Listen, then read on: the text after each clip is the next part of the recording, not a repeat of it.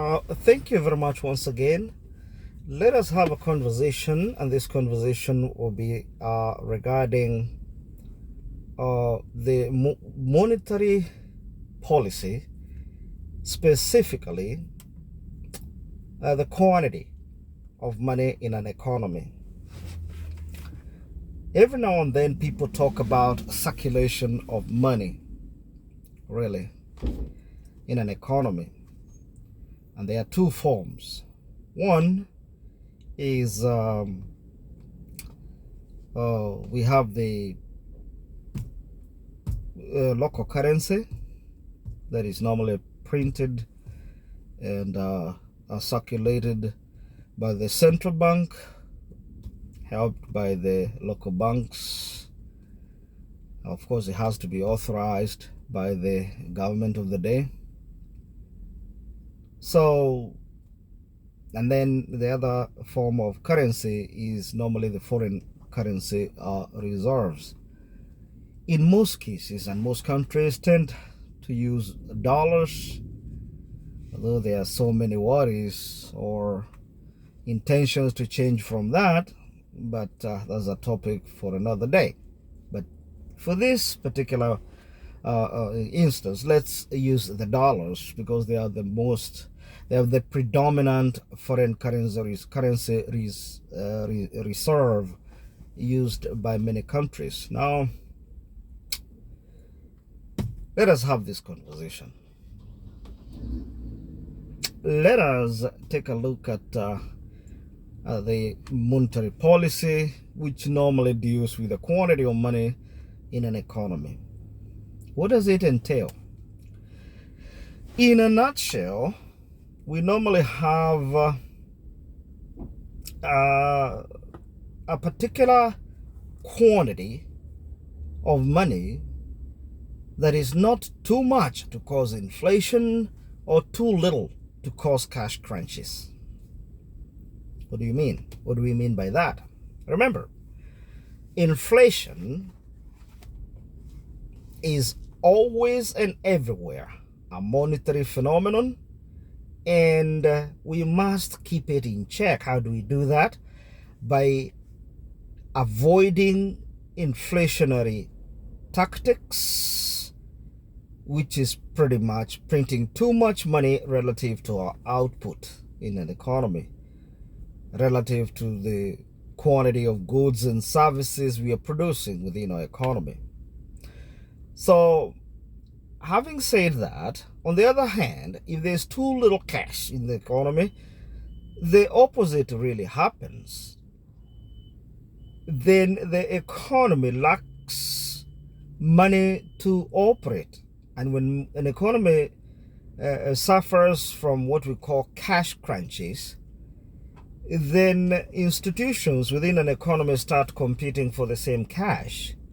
In this case, in most cases, the largest spender normally is the government. The government will start borrowing from the local currency, draining or crowding out. We call it crowding out. That is being given the priority rather than the private sector to be lent the money by the banks, by the individuals. So individual businesses suffer because they cannot offer the kind of interest rates that the government is offering. And we already know government is a zero risk kind of investment. So pretty much that creates problems. Businesses will start running out of cash. And as when they try to go seeking cash help from the financial institutions, what happens is they don't get help, because if the government, for example, is giving 14, 15% interest, you as an individual who is too much risk, if we were to charge, we will charge like 35%, because you are too much risky to lend to relative to the government. So I'd rather lend zero risk to the government 14%. I'm happy with 14% only, so all the money will be lent to the government. Now, the problem is the government doesn't engage in activities that are that normally, in most cases, improve the state of the economy. The government will pay the wages, build the infrastructure and things like that, if it does. Unfortunately, there's no more money that is being created. That's one area. The other area is the government spends this money on buying stuff from outside the economy. That's another area. Also, the fact that we excessively depend on external sources for our goods and services, we depend highly on imports. That is a major problem. The result is that our cash is taken to the central bank and converted into dollars, our foreign currency reserve, to buy imports, and we are not exporting as much. The net effect is that we are draining our economy cash.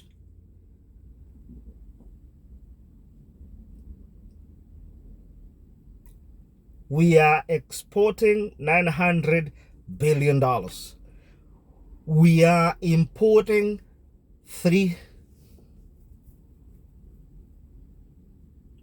we are exporting $9 billion. We are importing $320 billion.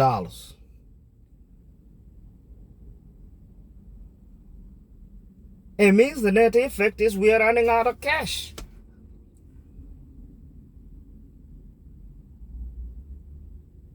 Does it mean that we are doomed? Not really.